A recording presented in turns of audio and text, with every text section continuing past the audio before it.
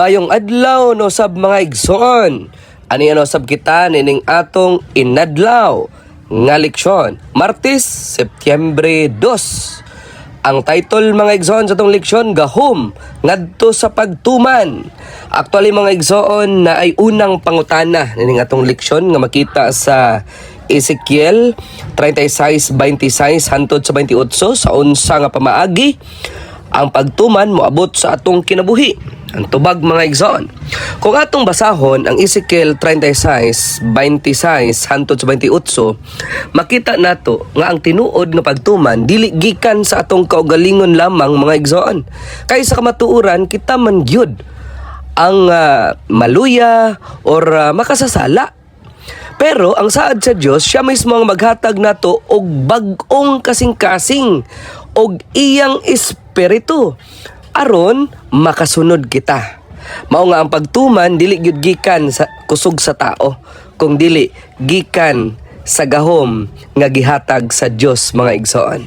Sa atong leksyon mga igsoon ining adlaw, kung atong tan-awon ang kasaysayan sa Israel, klaro kaayo nga bisan saon nila ingon nga or magsaad sila nga mutuman, sige gihapon sila kapakyas. Mausab gihapon na sa atong panahon nato karon mga igsoon nga sa atong kaugalingong kusog dili gyud kaya nato mga igsoon. Apan maayo ang balita. Ang Dios nagasaad nga kung unsa iyang ipabuhat, siya mismo maghatag nato og gahom aron mabuhat na. Ang kailangan lagi nato mga igsoon, seryoso nga pagpangayo kaniya ni ana nga gahom. Si Ezekiel nagpahinumdom nga ang Dios ragyod ang makapuli sa atong kasing-kasing nga bato og ibutang niya ang usa ka kasing-kasing nga unod, sensitibo og masunoron.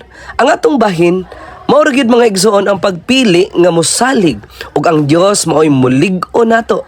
Bisan si Pablo nag-ingon nga sa diha nga siya mahuyang, mas lig-on siya sa grasya sa Dios mga igsoon. Kay kung basahon nato ang Ezekiel 36:24 hangtod sa 30, makita nato nga ang Dios mao'y nagapamuhat.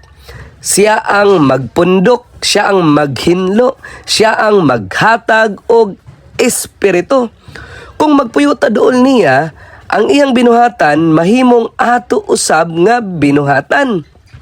Busa ang pagtuman, dili usa ka buhat nga atong gihaguan kundili gasa kana sa Dios nga atong madawat pinaagi sa Espiritu Santo mga igsoon. Ang ikaduhang pangutana sa atong leksyon, ingon din niya, kung gisaaran kita og gahom aron sa pagtuman, ngano nga sayon man lang kaayo kita mahulog ngadto sa sala sa gihapon? Ang tubag mga igsoon, mao ni ang tubag, tungod kay ang pakigbisog sa sala adlaw-adlaw man.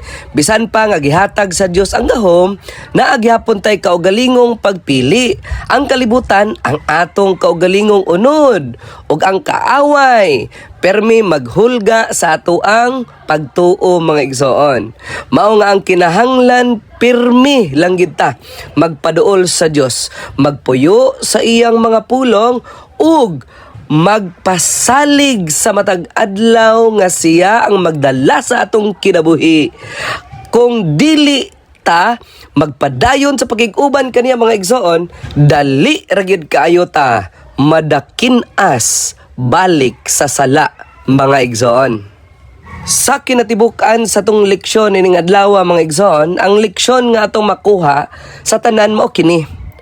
Ang pagtuman dili atong achievement, kundili gasa ka na sa Dios. Ang atong kusog igo lang sa pagpili nga mosalig ug mosunod. Apan ang kusog sa tinuod nga pagtuman gikan gyud sa Espiritu Santo nga gibutang sa ato ang tagsa-tagsa ka kasing-kasing mga kaigsonan. Busa kung gusto ta magmalig-on sa atong pagpangalagad, kinahanglan nato sa matag adlaw nga atong ipangayo ang bag-ong kasing-kasing og espiritu gikan sa Dios. Og kung mahulog manggaling ta, ayaw kalimti nga ang iyang grasya magabangon balik kanato mga igsoon. Ang Dios buhi matinud-anon ug motuman sa iyang mga saad. Busa padayon lang kita mga igsoon sa paglakaw uban sa iyang kusog dili sa atong kaugalingon. Mga igsoon, sa pagtapos magampo ta. Diyos nga labing gamhanan, dalaygon ikaw sa walay katapusan. O Diyos nga among Ginoo, among gipasalamatan ng imong saad nga maghatag kanamo og bag-ong kasing-kasing og Espiritu Santo. Tabangi kami o Diyos nga kami dili magsalig sa among kaugalingon lamang, kung dili sa imong gahom. Hatagi kami og kalig-on sa matag adlaw aron magpabilin nga matinumanon hangtod sa imong pagbalik. Kining tanan o Dios among ginapasalamatan, ginasalig in the name of Jesus Christ, our personal Savior. Amen. Mga igsoon diha kang Kristo, daghang salamat na usab sa iyong pagpaminaw, pagtan-aw diri sa ato ang inadlaw nga leksyon. God bless us all.